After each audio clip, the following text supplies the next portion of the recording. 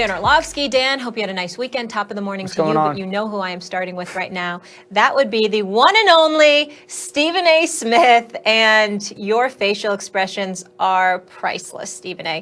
Tell me this, do you feel like you owe Baker an apology, maybe his wife too? The answer would be hell no. Let me start by saying this. Baker Mayfield, really, the wife? Really? That's where we're going? As a man that was raised by 5 women, I know better. And plus, I'm incredibly respectful.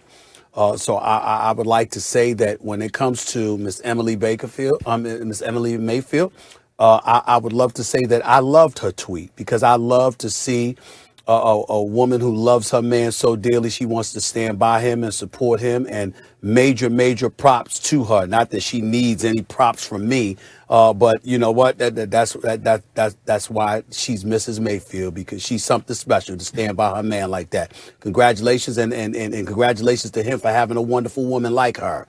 Having said all of that, I will say this: far be it for me to take the position that I took. This is a person that did not have an impressive record against winning teams with winning records, if you recall, Mrs. Mayfield. So I would say that as number one. Number two, over the previous 4 weeks, he was completing 57% of his passes. I think it was like 2 touchdowns and, 1 or 2 turnovers. He was relatively pedestrian. When you look at the multitude of weapons that he has available to him, a stout running game in Nick Chubb and Kareem Hunt, Jarvis Landry and those boys can ball, and obviously they look a little bit better without Odell Beckham Jr. because he doesn't get to focus on them. The defense, they really get after the quarterback, courtesy of Myles Garrett. Their secondary isn't too shabby, and Kevin Stefanski is pretty much known for operating around Baker Mayfield and basically saying, to use Baker Mayfield's words, don't do anything stupid. Don't give the game away. Don't blow it up. If that's your definition of success, I can live with that. What I'm saying is what Bart Scott said. Considering the bevy of weapons that Baker Mayfield has available to him, if this dude is that dude, and he plays the way that he played yesterday, because he was sensational yesterday. He really was. It was very impressive. He plays that way. I agree with Rex Ryan. Cleveland Browns got a shot to win it all if Baker Mayfield looks that way. But none of us expect him to. None of us expect a repeat performance. None of us expect him to throw 4 touchdowns in the first half, being the first quarterback for the Browns since Otto Graham in 1951 to do so. Nobody's expecting that from Baker Mayfield. Nobody's expecting Baker Mayfield to throw for 330 plus yards and complete about 90% of his passes. Nobody's expecting that from Baker Mayfield. We see that. Then the Cleveland Browns are a different franchise. They're different anyway right now, because bottom line is they're about to get to the playoffs, and major props to them and Coach Stefanski for that. You've seen the upgrade. There's a difference. There's levels to this between him and Freddie Kitchens, and we understand that. But if you want to sit out there and say one game basically eradicates any argument that has been made against Baker Mayfield, you go right ahead. I'm not rooting against the brother. I wish him luck. I love his personality, those sound bites, the things that he has to say. If he backs it up with his performance on the field of play, Baker Mayfield is a headline grabber, because we know that brother can really talk, and he can really sing. We get all of that. Plus, the brother could dance too. Let's give him credit for that. But the point is, we don't really expect that from him, which is why I said what I said. I stand by it, and if he continues to do that, then I will commit my mea culpa. But 1 week doesn't get that done. My apologies.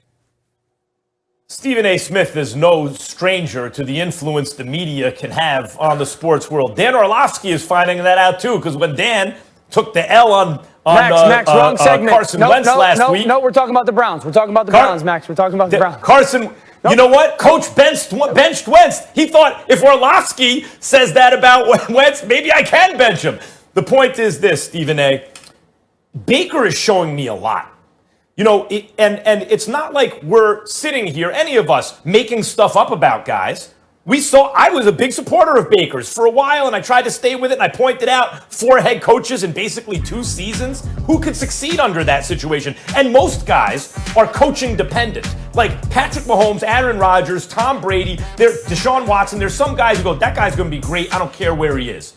Now, Belichick turns Brady from great to the GOAT, right? Andy Reid turns Mahomes from great into the Super Bowl champ, MVP, all that stuff. But most guys actually need coaching to go from bad to, like we saw it with Nick Foles, right? We saw it with Tannehill, and Baker fits into that category. Give him the right coaching and the right team around him, and he'll look good. We saw it at Oklahoma. He's throwing to wide open receivers. He looked great. But because of that, he looked more accurate than he really is, faster in college than he was in the pros, obviously, against slower defenses, right? He was cocky. And you want a quarterback who has some cockiness in him, but it was too cocky. And what the NFL has taught Baker, and give him credit for learning the lesson, not being so hard-headed that he didn't make adjustments, emotional, mental adjustments, right? He wasn't going to accept a loser's fate so far, right? Let's see what happens. But give him credit for learning that humility. Stephen A., remember when he responded to you earlier in the season, and he was like, that's those guys' jobs?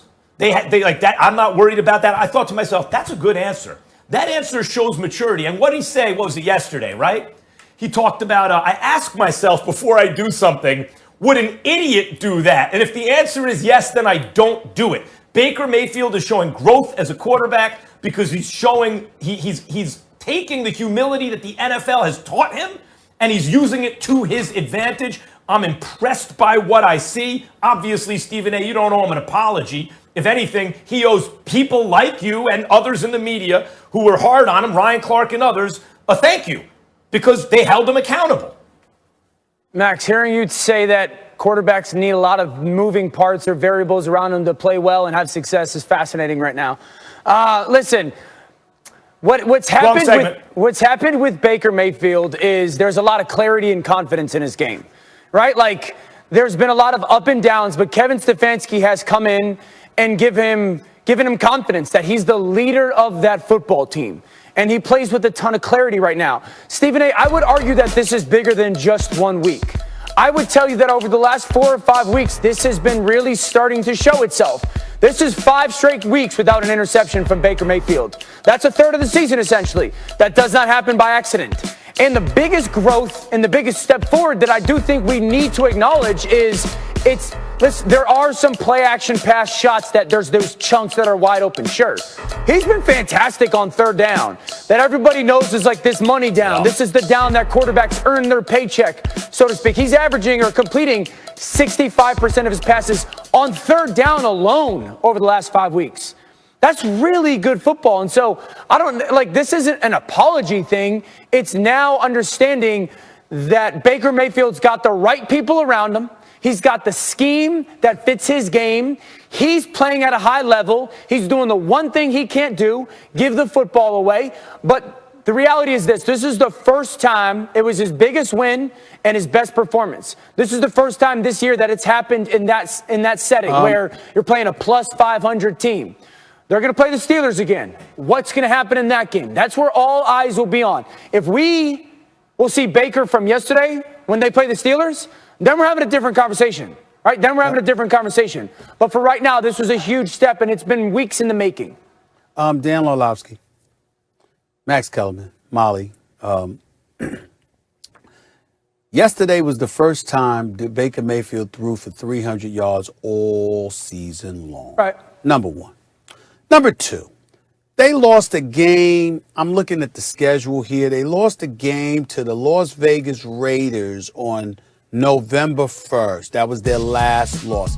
A game in which he completed 48% of his passes and threw for 122 yards. Dan, hold on. 40 miles an hour win in that game. Hold on. Since then, he beat Houston 10-7. He beat the Philadelphia Eagles. He completed 60% and 54% of his passes in those games. And he beat Jacksonville before Tennessee yesterday. Mrs. Mayfield, I mean, hey, send them tweets all day. I'll take it. I will not respond with any negativity whatsoever. I respect the ladies, especially the wives, okay? But respect. I won't even challenge you. Bring them on. But the rest of us, is this different than stand by your man. Absolutely. That's why he married that. I'm telling you, she's special, okay? But on the rest of us, can we stop? I mean, can we stop?